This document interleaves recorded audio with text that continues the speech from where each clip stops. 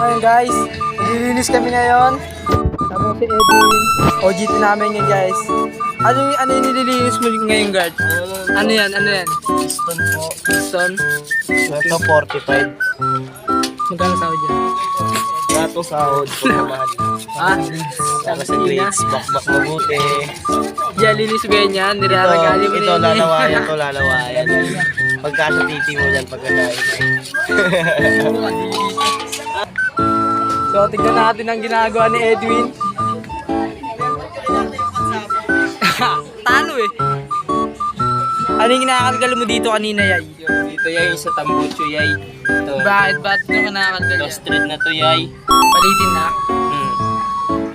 Ito siya nitakalkalo. Ayan yung mekaniko natin ngayon. Classmate natin yan, IIB.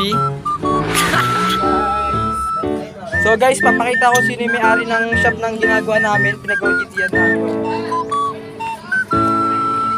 Boss!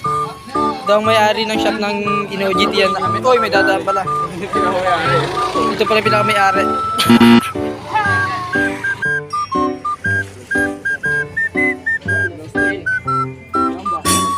Ayan. Parang may standard lakas. Paano? Paano?